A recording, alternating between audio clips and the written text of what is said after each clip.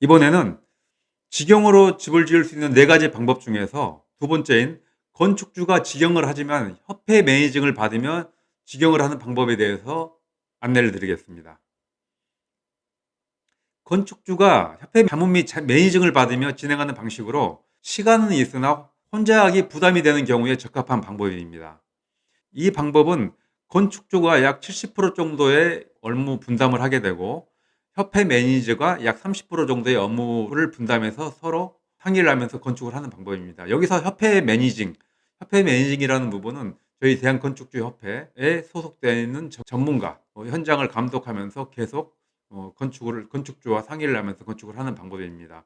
저희 협회 매니징은 약 30%의 역할을 하게 되는 것이죠. 협회 매니징이 아니고 혹시라도 건축주가 잘 아는 이 분야의 전문가가 있다고 하게 되면은 그분이 저희 협회 매니징의 역할을 하는 꼴이 되는 부분이기 때문에 꼭 굳이 협회라고 연관 짓지 마시고 전문가한테 조언을 받으면서 집을 짓는다고 생각하시면 될 것 같습니다. 협회 매니저는 건축주와 수시로 연락을 하고 현장을 방문해 공사에 차질이 없고 화재가 없도록 하는 전반적인 관리를 하는 겁니다. 건축 시작부터 끝날 때, 준공 받을 때까지 모든 기간을 협회 매니저가 옆에서 도와드릴 것입니다. 이런 건축주분들께는 협회 매니징을 받으며 건축을 하는 방법을 추천드립니다. 첫 번째, 모든 건축 과정을 건축주가 직접 참여해 건축비 절감과 더불어 하자 없는 집을 짓고 싶지만 뭔가 불안한 건축주에게 적합합니다. 두 번째, 건축주 적성검사에서 부족함 등급이 나왔지만은 직영으로 건축하고 싶은 분들께 추천드립니다. 건축주 적성검사는 저희 대한건축주협회 홈페이지에 가보시면은 적성검사를 하실 수가 있습니다. 세 번째, 주택 건축에 대한 경험이 있고 집 짓기에 대한 공부를 많이 하지 않아 시공법 등에 대한 지식이 부족한 건축주에게 적합한 방식입니다. 아까 첫 번째 방법에서 말씀드렸다시피 자신이 있는데 약간 부족한, 약간 어설프게 아는 건축주가 여기에 해당되면 된다고 보실 것 같습니다.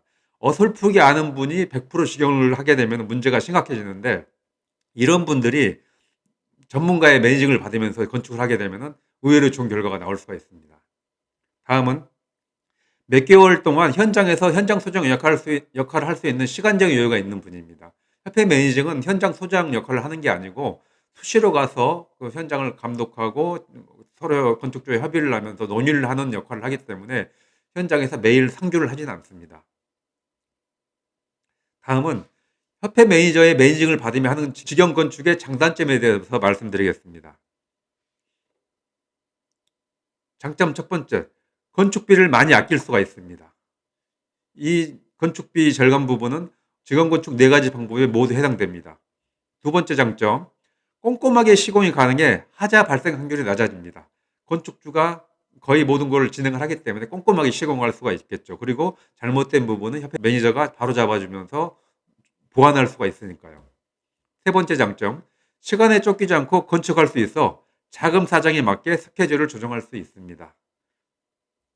네 번째 장점, 모든 공정을 협회 매니저와 상의하며 공사를 진행하기에 놓치는 부분을 없앨 수가 있고 잘못된 결정이나 실수를 예방할 수가 있습니다. 이 부분이 협회 매니징을 받으면서 하는 가장 중요한 장점이죠. 다음으로는 단점입니다. 협회 매니저의 인건비가 지출됩니다. 협회 매니저가 현장을 방문해서 컨설팅을 하고 매일 전화나 뭐 여러 가지 방식으로 해서 논의를 하기 때문에 그 건축 처음부터 끝까지 매일 관여를 한다고 보시면 됩니다. 그렇기 때문에 출장비와 인건비가 지출이 되죠. 다음은 건축 방법에 대해서 말씀드리겠습니다. 건축주가 현장에 상주하면서 협회 매니저와 상의하면서 공정관리, 시공관리, 일정관리, 안전관리, 자재관리, 자재관리 등을 해야 합니다. 설계 단계는 별개이고요. 두 번째, 건축주가 결정하기 힘든 부분이나 시공법 등은 협회 매니저와 상의를 해서 최적의 방법으로 결정을 하면 됩니다. 네 번째, 건축주는 협회 매니저와 같이 공사업체 및 자재 선적, 견적서 검토 등을 합니다. 다섯 번째, 협회 매니저는 중요한 공사를 할 때는 현장에 방문해서 건축주와 같이 공사를 감독합니다. 협회 매니저의 역할이 상당히 중요한데 협회 매니저는 거의 매일 현장을 방문하거나 건축주와 통화를 해서 그다음에 현장 업체랑 통화를 해서 지금 어떤 공정을 하는지 내일이 어떤 공정을 하는지를 파악한 다음에 중요한 공정일 경우에는 그 공정 시공을 하기 전에 아침 일찍 가서 지시를 하고 공사가 되어가는 부분을 감독을 하게 됩니다. 이게 중요한 부분입니다.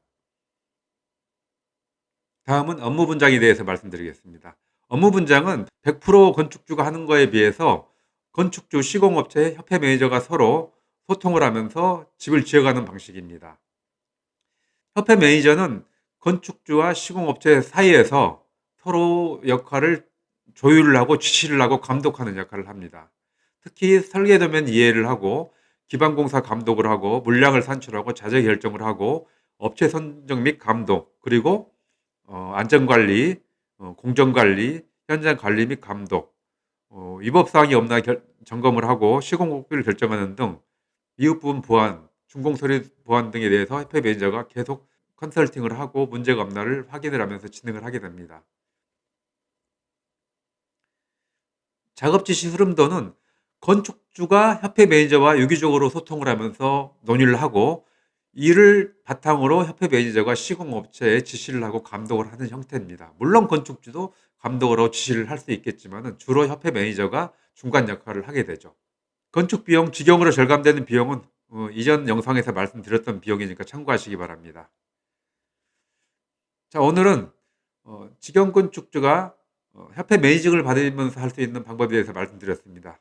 다음은 4가지 직영 건축 방법 중 세 번째인 현장 소정을 고용해서 건축주가 직영을 하는 방법에 대해서 말씀드리겠습니다. 감사합니다. 행복한 하루 되십시오.